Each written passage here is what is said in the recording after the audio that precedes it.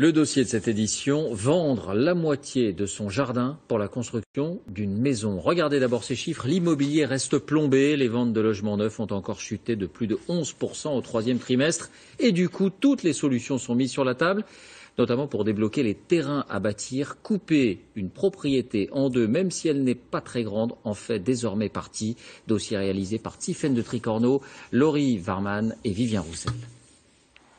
Fini les matchs de foot et la balançoire en famille.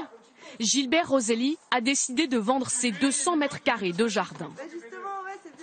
Ça serait du poteau là à 9 mètres de façade sur 201 mètres carrés.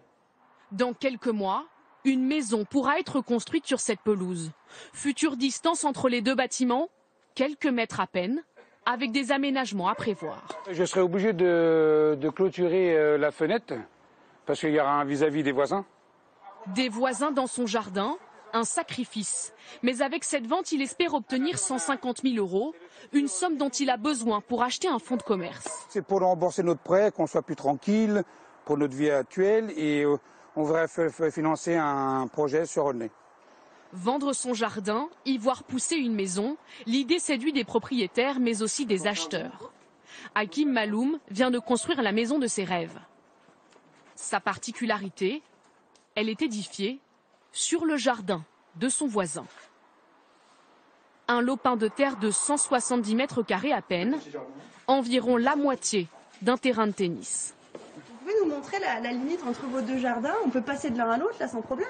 Oui, enfin, la limite elle est juste là, c'est au niveau de la limite de la maison en fait, c'est juste au niveau de l'alignement. Il y a une borne. Une grande promiscuité et un investissement total de 240 000 €. Mais qu'importe, pour lui c'est la seule solution pour devenir propriétaire. Mais ça vaut le coup quand même?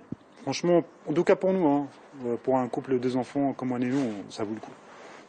À l'intérieur, chaque mètre carré est compté.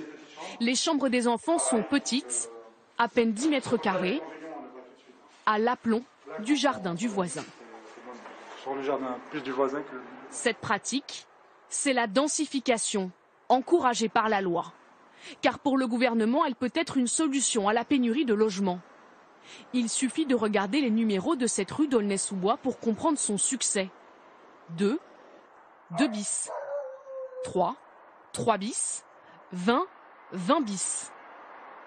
Cet agent immobilier réalise 10% de son chiffre d'affaires avec ses divisions de parcelles. Selon lui, elles peuvent s'avérer très rentables dans certains cas. Donc vous voyez, ici on avait son pavillon qui était sur la totalité de la parcelle. La valeur et l'estimation du bien étaient d'environ 260-270 000 €. En détachant la parcelle de ce côté-là, ça nous a permis de vendre le bien sur une totalité de 335 000 €. 65 000 € de plus pour le vendeur et l'intermédiaire y trouve aussi son intérêt. En tant qu'agent immobilier, si on avait vendu la totalité du bien, on aurait eu une seule commission. En détachant, donc, on se retrouve avec 2 mandats, donc on se retrouve avec nos honoraires sur la maison et sur le terrain. Mais en mairie, l'adjoint à l'urbanisme s'inquiète. Il craint que sa ville ne soit recouverte de construction. Pour freiner le phénomène, l'élu n'accorde plus les autorisations qu'au compte-gouttes. Il vient de refuser ce projet, par exemple. L'agence leur a proposé de diviser 150 mètres carrés. Donc la future maison arrivait à 2 mètres de la leur et il n'y avait plus de terrain du tout. L'élu veut préserver le cadre de vie. Selon lui, la ville n'est pas taillée pour accueillir tous ces nouveaux habitants. Est-ce qu'il fera bon vivre dans 5 ans, 10 ans, dans 20 ans? Comment on va pouvoir suivre avec les équipements publics? Avec quels moyens? Tout ça, ça a un coût aussi. Il y a des propriétés à vendre aujourd'hui, à réhabiliter peut-être, mais il y a sûrement des solutions. Pour mieux encadrer ces divisions de terrain, la municipalité est en train de revoir les règles dans son plan local d'urbanisme. Le sport.